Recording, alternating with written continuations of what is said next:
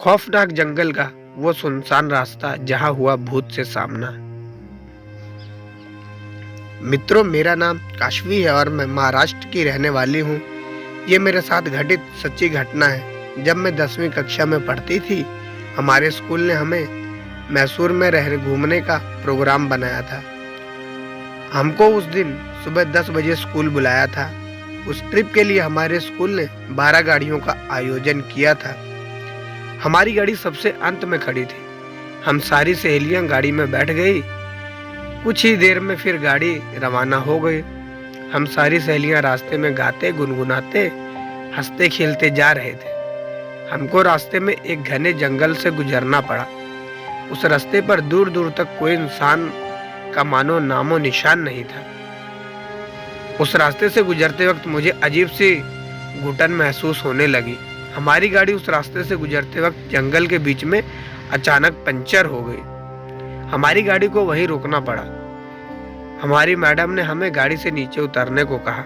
हम सारी सहेलियां गाड़ी से नीचे उतर गई।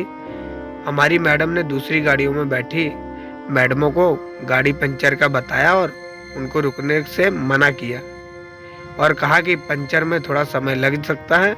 नीचे उतरने के बाद ड्राइवर में हमें बताया कि यहाँ से 200 मीटर की दूरी पर एक छोटी सा ढाबा है।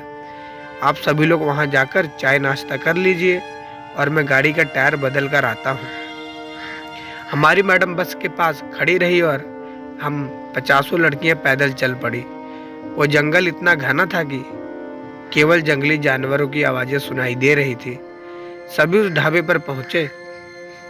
वहां से बूढ़ा सा आदमी चाय बना रहा था। उसे देखकर मुझे एकदम से चक्कर जैसा महसूस हुआ और मैंने उससे नजरें हटा ली। हम सभी लड़कियों ने वहां पर चाय पी। तभी थोड़ी देर में वहां जोर से किसी औरत के चीखने की आवाज सुनाई दी। ऐसी आवाज सुनकर मैं और मेरी सहेलियां बुरी तरीके से डर गई। तभी वो बूढ़ा आदमी लंगड़ाता हुआ जोर से जंगल की ओर भागा। तभी मेरी सहेली को उल्टियां होने लगी। हमने तुरंत मैडम को फोन लगाया, लेकिन फोन पहुंच से बाहर बता रहा था। हम सभी लड़कियां उस जगह पहुंचे जहां बस खड़ी थी। जब हम वहां पहुंचे तो हमारे होश उड़ गए कि बस कहां गायब हो सकती है। हम सभी बुरी तरीके से सहम गए थे और हम सब उसी ढाबे पर चले गए। वो बूढ़ा आदमी भी वापस आ गया था और उसने बताया कि अक्सर इस जंगल में ऐसी चीखें आती रहती हैं और मुझे जंगल में कोई नहीं मिलता। उस बूढ़े आदमी की बात सुनकर हम और ज्यादा डर गए। तभी अचानक हमारी बस आ गई और हम सारी लड़कियां बस में बैठ गई। हमने मैडम को पूछा कि बस कहाँ गायब हो गई थी, तो मैडम ने कहा टायर तो बदल लिया था, लेकिन डीजल भरवाने के लिए पीछे के पेट्रोल पंप पर गए थे। ये सुनकर हमारी जान में जान आई। मेरे सारी सहेलियां उस बूढ़े आदमी को बाय बाय कर रही थी। थोड़ी देर चलने पर मैंने जैसे ही पीछे मुड़कर देखा तो वो ढाबा ढस गया था। मैं जोर से चिल्लाई और ड्राइवर को सब बताया और ड्राइवर ने गाड़ी मोड़कर उस ढाबे तक गए। गाड़ी से नीचे उतरकर देखा तो ढाबा तो पूरी तरह से नष्ट हो गया था, लेकिन वो बूढ़ा आदमी गायब था और कहीं नजर नहीं आया। हम सभी फिर से बस में बैठकर रवाना हो गए। मैं गाड़ी में पीछे की तरफ ही देख रही थी और मुझे उस ढाबे के पास पेड़ के पत्ते से लहराती सफेद आकृतियां दिख रही थी। तभी ड्राइवर ने बताया कि इस जंगल में हमेशा कुछ अजीब घटनाएं होती रहती हैं, जिसकी असलियत कोई नहीं जान पाया। हम सुरक्षित मैसूर पहुंच गए।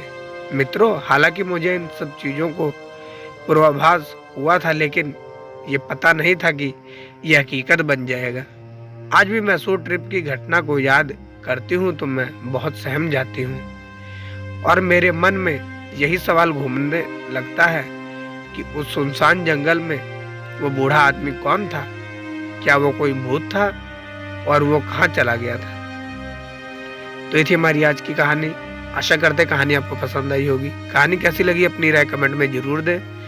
साथ ही वीडियो को लाइक कर दें, दोस्तों को शेयर कर दें। चैनल पर नए हो तो सब्सक्राइब करना ना भूलें। साथ में ही बेल आइकन को प्रेस करके ऑल पे सेट कर दें, ताकि ऐसी ढेर सारी मनोरंजक कहानियाँ पहुँचती रहे आप तक सबसे पहले। मिलते हैं फिर अगली वीडियो में एक नई कहानी के साथ, एक नई शिक्षा के साथ। तब तक के लिए धन्यवाद।